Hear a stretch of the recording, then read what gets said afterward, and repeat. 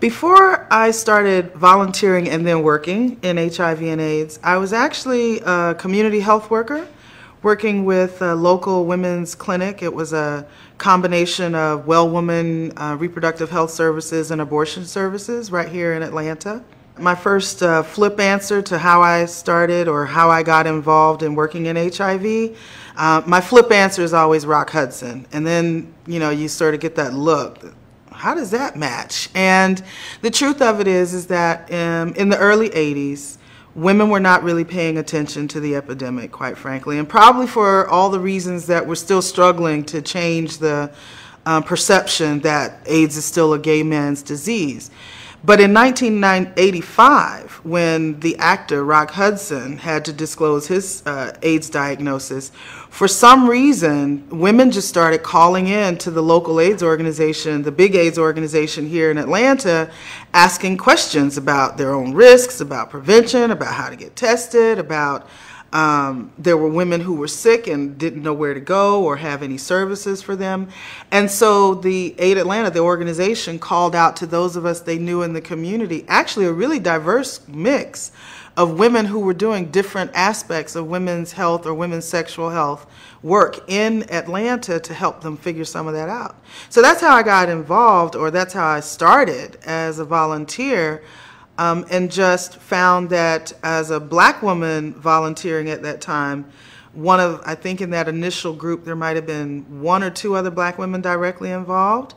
And as things rolled on, we were just really clear that this truly was going to be a black women's issue.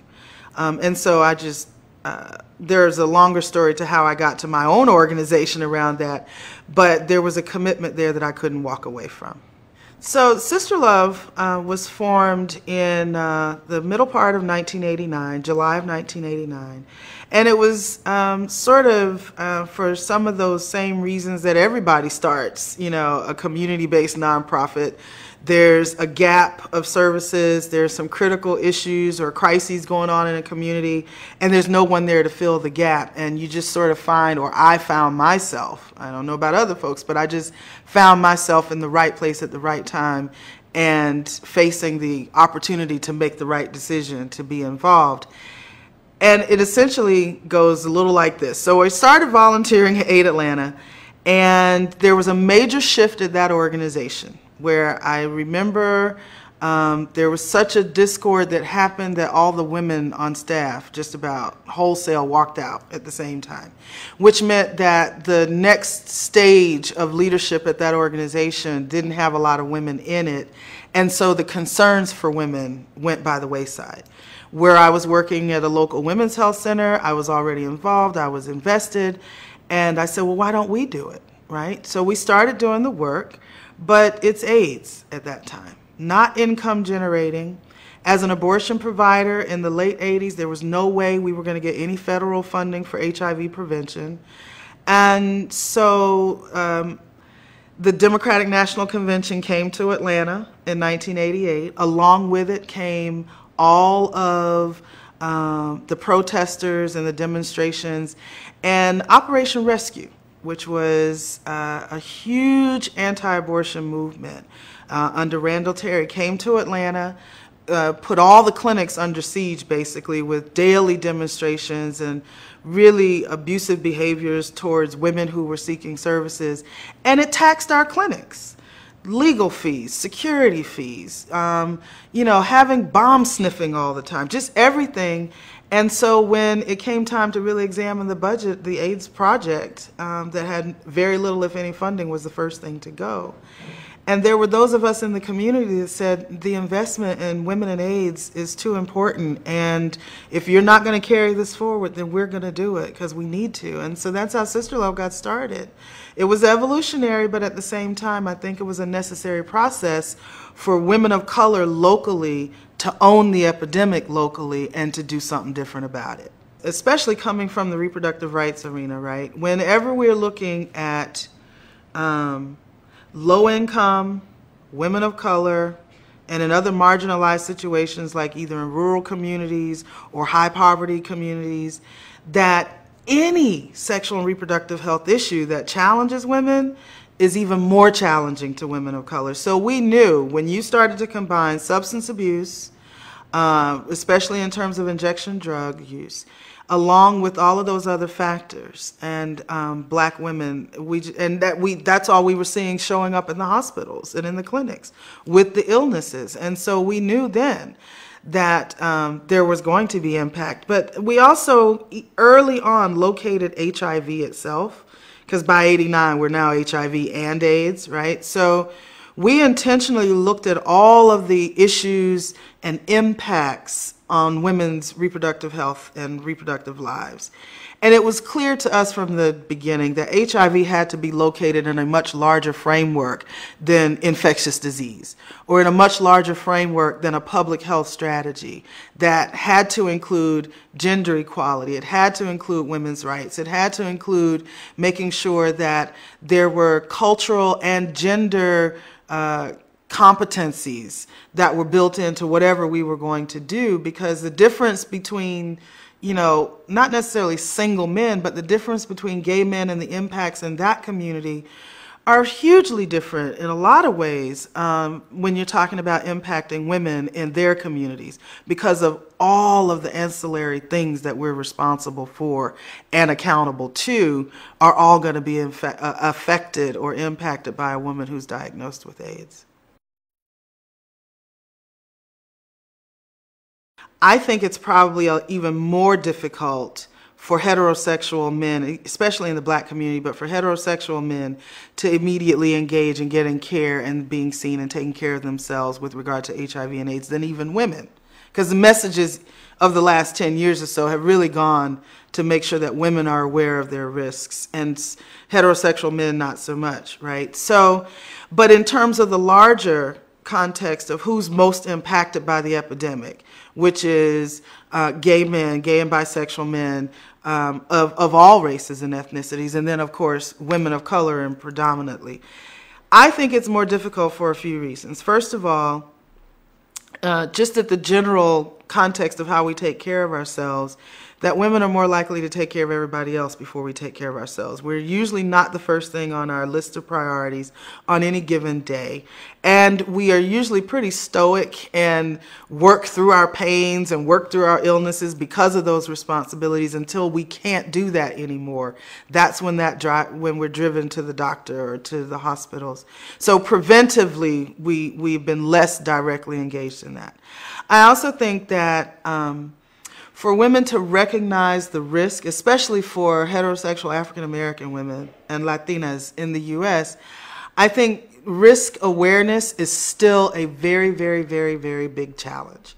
No matter what kinds of messages are delivered to certain populations of women, and I think the messages around risk have, you know, sometimes confuse people more than it's actually helped them understand that their own behaviors or their own conditions are actually what might help drive HIV into their lives. For some reason that we're still trying to figure out, there's a disconnect for women between what they hear, you know, is out there in the world of risk and what they perceive in their own lives. And some of that disconnect, I think, is still being driven by that early perception that it ain't about us. It's about those people who are gay, it's about those people who are injection drug users, or it's about those people who've done time in prison, or something else other than I'm having unprotected sex with the man I love. That doesn't compute. Right? And so I think that that's a bigger challenge as well. And then the third thing is the whole issue of secrecy and disclosure, especially in different cultures and in our communities. I think it takes even for a woman who is normally at the time of pregnancy, or maybe she has some other impetus to get tested for HIV, for women who test positive, it's a long time before they ever disclose to anyone. Much less then seek out services, seek out support, seek out family comfort. All of that has to come because you tell somebody what you're dealing with. And for a lot of women, whether it's to protect their children, whether it's to protect their status in their homes or their jobs or their relationships, it's just very, very difficult for that disclosure. And I have an anecdotal suspicion that it's also connected to our there's codependency, and then there's interdependency on someone else for our income or for our housing or for our opportunities, and we don't want to, take risks with those things. And so if you can't disclose, then you can't seek care. The impact of HIV locally, it's really interesting because it's one of those things where it's sort of like this really slow-moving tsunami. So usually tsunamis come in these huge big waves and they wipe things out. And in the instance of HIV, it's really slow-moving, but it's really impacting. So it's harder to see the devastation until it's gone, and by the time it's gone, it's too late, right? And so in the sense of what we might have been able to do, for example, if we were able to address head on that, yes, this is Atlanta, and yes, Atlanta has a fairly robust gay, lesbian, bisexual, and transgender population. And commingle that with, we also have a very large representation of African Americans in the metropolitan Atlanta, especially in the city proper. That if you combined a couple of those factors, then we're going to have a big epidemic. And that's exactly what we've got. Atlanta has never not been in the top 15 cities across the country that have the highest, not only the highest incidence of HIV across the population, but the highest burden in the black community, or black AIDS burden. Georgia, our state, has never not been in the top 10 states affected or impacted with HIV in terms of high prevalence. And so what that starts to look like at community levels is in pockets where there are other issues or other marginalizing things going on, like poverty and substance abuse and commercial sex work and homelessness, that I think there's been sort of a bidirectional impact, that the greater the HIV has impacted people in terms of getting work or being sick because they didn't get into care early enough, also means that they're less likely to maintain their housing, they're less likely to maintain their employment, they're certainly not likely to have health coverage or health insurance coverage unless it's for indigent care like Medicaid. And so once you start to see these things happening, it's almost difficult to pinpoint it as HIV, but at the same time, HIV is the thread that brings all of those things together and makes the conditions even worse than they look if it wasn't present. In terms of the women's lives, we have, Atlanta probably carries, or metropolitan Atlanta carries about 70% of the epidemic for the whole state of Georgia. And of those folks, about 70% of us are black who are HIV positive in the metro area.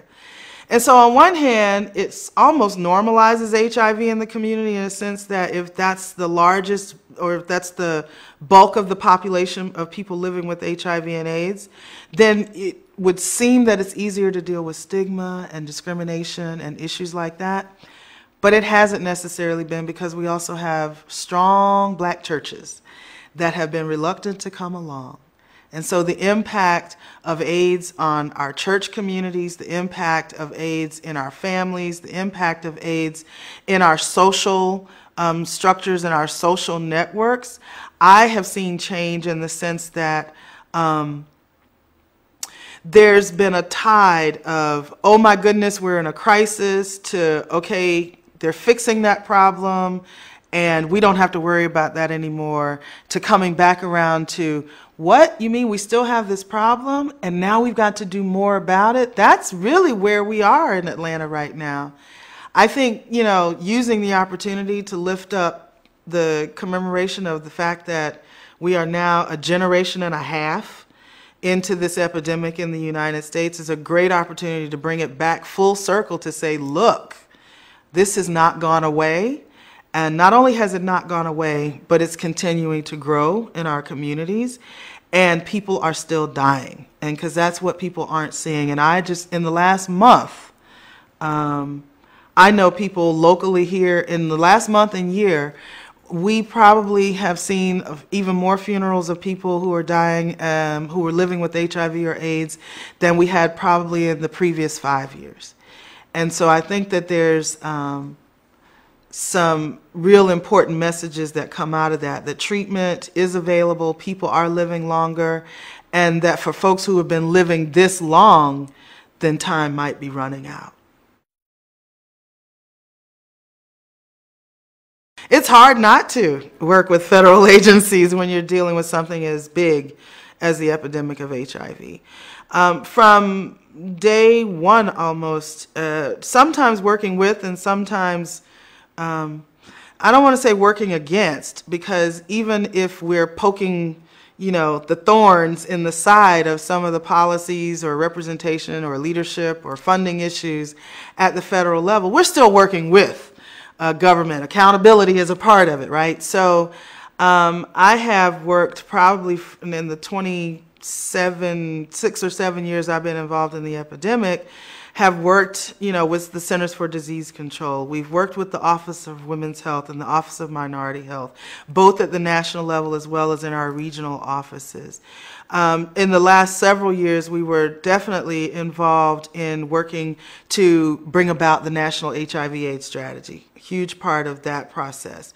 Been a part of national conferences and meetings to bring the issue of women and HIV to the floor, to the table, to the forefront, mostly because it hadn't always been that way.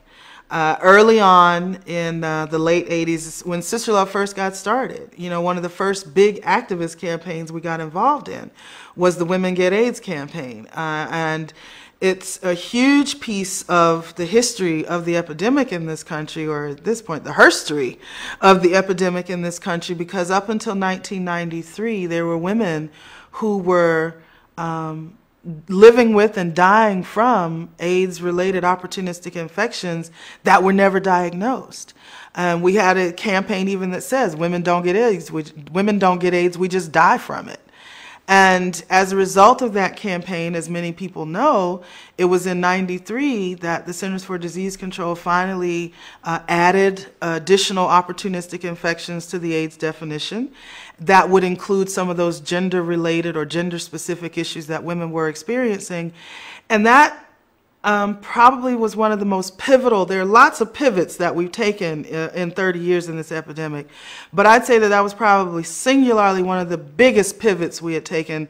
Even when you look at any chart or graph of the epidemiology from the beginning to now, that 93, 94 era is a huge spike because they finally started counting women.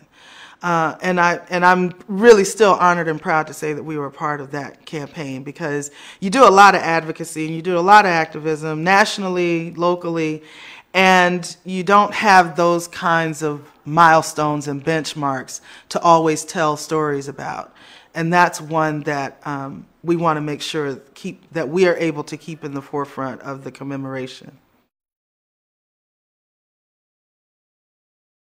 I think that when there was an increase of focusing on women's biomedical prevention options, because really looking at the social, cultural, and economic paradigms of changing behaviors and using behavior change as the primary and sole means to how we were going to stop primary transmission of HIV, we're like, that's just not how women's lives work, you know?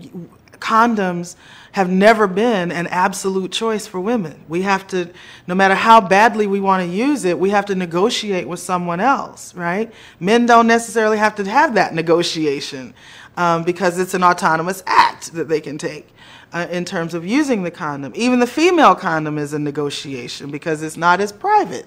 But so I think that the act of really moving some legislation, and I was a part of that as well, to help bring about greater funding specifically for microbicides and for other biomedical preventions that would look specifically at what women's needs were because of the gender paradigms, the gender inequality of it, and the situations that women were in, because that's really what we're going to need. I think was a really big boon for us in the mid-90s when we started getting funding for the biomedical research that would specifically address women.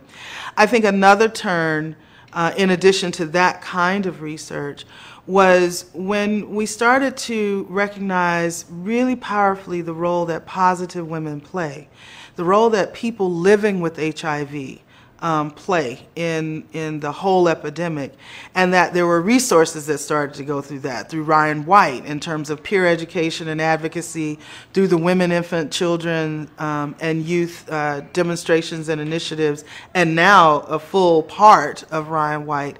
All of those were, I think, really big, major steps along the way to say that women are impacted, we are impacted differently, and we need to be included at all the tables and all the fronts. Now, what I think is also interesting is that similar as we thought that as the funds start to shrink and the dollars are starting to dwindle, or we have other competing priorities within our federal mandates or within our budgets, that the people at the margins were going to start to drop off. And we did start to see that. And so I think it's really powerful that even up to now, with the release of the National HIV/AIDS Strategy, even though we're really excited to have it, most of us, if not all of us in the community, find parts of the strategy that we support, that we can get behind, that we're moving really fast on.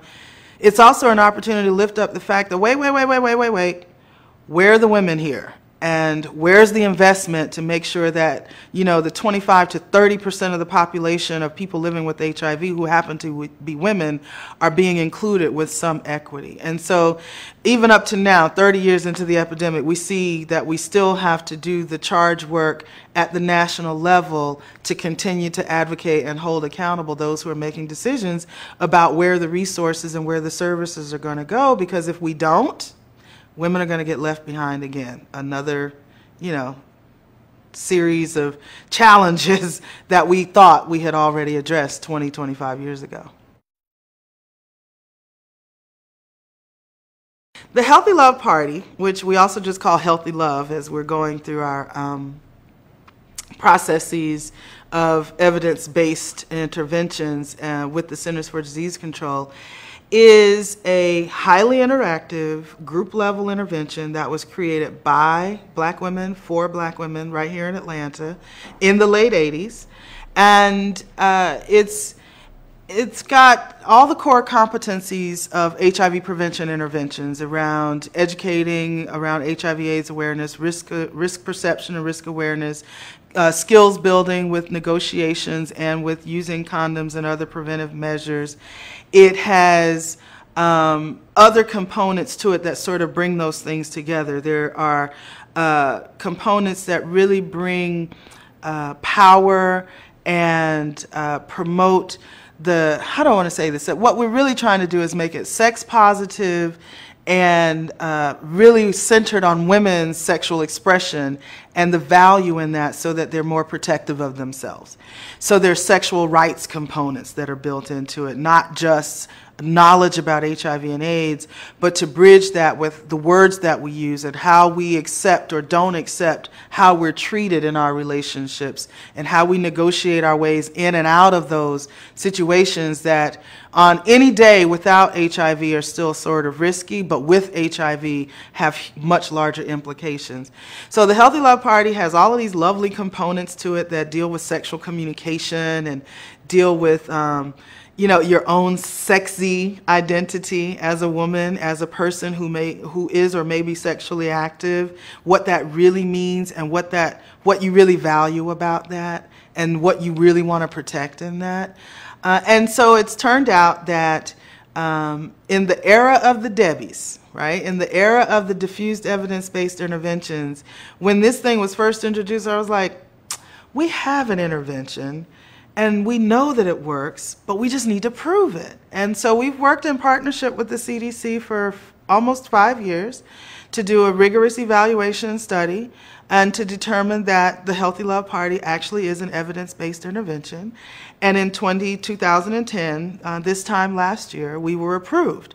And were entered into the National Compendium of HIV Prevention Interventions with evidence-based, or that were with efficacy and evidence-based. And we're currently working through the replication phase so that eventually we'll be able to diffuse the Healthy Love Party as an evidence-based intervention nationally. So it's another, nut, screw, hammer in the prevention toolkits that communities are going to need to address different populations. Early on in my conversation, I talked about how we were very intentional about locating HIV in the larger framework, and actually it was in the larger framework of human rights and women's rights. And so early on, we wanted to make sure that we were learning what women were doing in other countries or in other places, especially black women or women of African descent.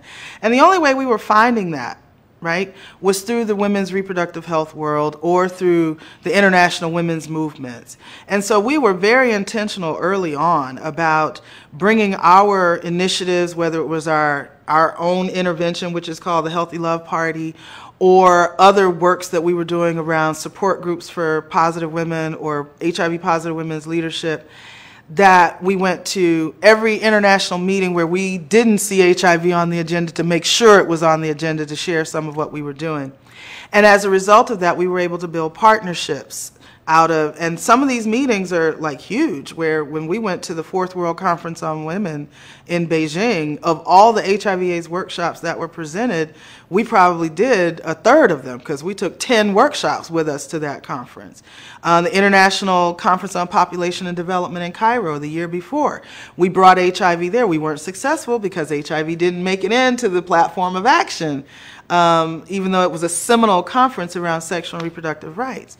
So how we brought that forward was we built a lot of partnerships around that. And through the Centers for Disease Control's Global AIDS program back in the early 2000s, as Rachel was saying, the early 2000s, we were able to formalize some of those partnerships and do some resource sharing back and forth. And it was a part of the twinning concept that we helped pilot through CDC and USAID. And as a result, we're able to learn how things work on the ground. We specifically were partnering in South Africa and have been there for the last 12 years. So what we could learn from what people were doing with less for more people, and what we could share that we had learned and how it might translate. And it's interesting because we ended up not doing the same kind of work on the ground in South Africa initially that we do on this side, because we're not African and we don't come from the same cultures and communities, even if we have really shared pathways in terms of civil rights, in terms of ending segregation or apartheid, as it's called in South Africa, about women's empowerment and what they call gender mainstreaming, that regardless of the words that are used in whichever language, that we were on common pathways, and to learn how to bridge the work that we were doing across those. So now we're coming full circle, that we've been there long enough that we do now understand the cultural, social, economic, political paradigms, and are really keen to bring some of what we've learned around how to implement our own interventions in communities in South Africa and how to translate that and work in partnership. So we're working in partnership with positive women's groups. We're working in partnership with other NGOs or community-based organizations that have maybe not engaged directly in primary prevention with HIV and have been doing more home-based care or really superficial prevention about use a condom, but not really building the skills of communities to do so. So we're really excited about the opportunity to put Healthy Love on the ground. And another initiative that we've engaged in, which is again dealing with stigma and discrimination and positive women's leadership, is our 2020 Leading Women's Society initiative. And that is to really build on what I call the collective lived experience and wisdom of women who are leaders, actively involved in the community, prevention, treatment, care, advocacy, activism, and have been living with HIV for extended time. So in the US, women in the society have been living with HIV for 20 years or more.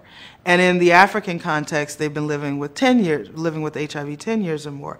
But to look at the hindsight and the foresight that these women have, and turn that into the vision for how positive women are going to change this epidemic is really, really exciting. So those are some of the things that we've learned, how to find the common ground in the parallel pathways that we're on in fighting the epidemic, and sharing what we've learned from each other across the way, making that little bridge across the big pond a little shorter.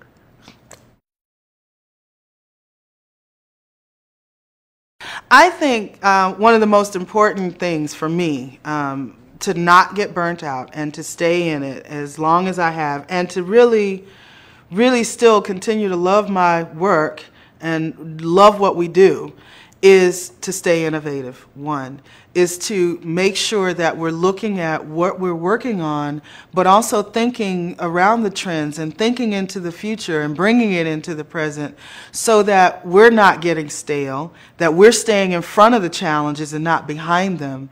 And that we're consistent about being creative and looking at new ways to address new issues as they arise. The other thing that helps me is by remaining engaged and directly in relationships with people who have been living with HIV for a very long time, and bridging those relationships with the continuing new diagnoses that still are coming. And that the energy that comes whenever I see that transformation from, you know, the non-disclosing, really afraid, isolated, depressed, and non-supported women living with HIV, when she comes into Sister Love or any organization and begins to get involved, and then becomes engaged, and then takes on leadership roles, if that can happen for all of these women who've been living with HIV, I have no excuse. I have no excuse.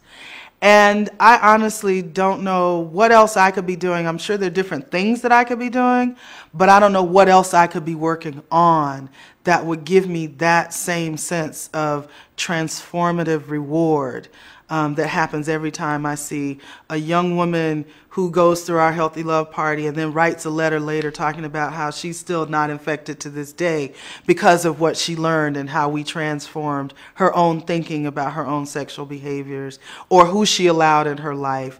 That's what we're all about. And until this is over, we're going to keep figuring out how to do that and do it better. I think one of the biggest challenges for us right now is to make sure that we fight the apathy and complacency that has sort of set in around the epidemic. I think I was looking at somebody quoting, when, was it Jim or Tony Fauci? Dr. Anthony Fauci was on Stephen Colbert's show. And, you know, when Dr. Fauci started talking about the epidemic, and the first thing that came out of Colbert's mouth was, "We still have that problem? I thought we were done with that." And I think that that's actually the prevailing attitude, because Stephen's in touch anyway, but I think that that's the prevailing attitude, and we come across it a lot. And I think that that's a huge challenge, because how that relates is that if people think that we have settled it, or that the problem isn't as big, then that means we don't get the same level of funding resources, we don't get the same appropriate policies that need to come along with the changing evolutionary aspects of the epidemic, because it's evolving all the time through different communities. The epidemic is evolving all of the time, whether it's in population or in what we learn and what we know and how we treat it, what new prevention technologies come about. And so if people are not staying vigilant on the dangers and on the impacts and the long-term impacts of the epidemic, then we're going to lose ground that have been hard fought for and hard won in the current climate. And the other thing that I think is in that same vein, an even bigger challenge is, and I was just saying this in a previous meeting, is that I think the first part of this epidemic, you know, at least for the first 25 years of this epidemic, community has always been out in the front. We've been out in the front of policy. We've been out in the front of politics. We've been out in the front of funding or research. And in the last, I'd just say 3 to 5 years or so, it's almost one of those be careful what you ask for things, because as policy moves and as funding moves, and now the research is moving so fast, that all of those things are in front of community. And we have got to figure out how to get back in front of those issues to keep driving things, because it's community that truly sees these things first. It's community that truly experiences the impacts first. And if community is not, at least, if not in front, in lockstep with what's happening in the policy arena, the research arena, and the political arena, then the challenges that we think we have now are actually going to make the next 30 years of this epidemic, which I hope is not that long, but the next 30 years of this epidemic is going to make it even that much harder for us to get on the front end of fighting HIV and AIDS than we have been for the last 30 years. Wow, 30 years. When I turned 30 would look like it was a long time. But if I look at how far we have to go, especially for people who still don't have the access that they need to treatment or to care or to be able to live a healthy, quality life free of stigma, free of discrimination, free of fear about being able to get health care where they need it, when they need it, that we will not be celebrating the end of AIDS in 30 years if we don't get a handle on that. That it's only going to continue to plague us, literally, in our communities, but also in our bodies if we haven't figured this thing out. And the other part of 30 years is this 30 years for us in the U.S., yes, but it's coming on 30 years for everybody. And in Africa and in South Asia and in the Americas, all the way around, including the Caribbean, when you sit in those places, 30 years seems like it's been no time, because there's still so much further for us to go. And I want us to stay focused on literally thinking about where we want to go. When does this thing end? And what does it look like when it ends? So that we can really bring that vision into today. So maybe it won't take 30 years.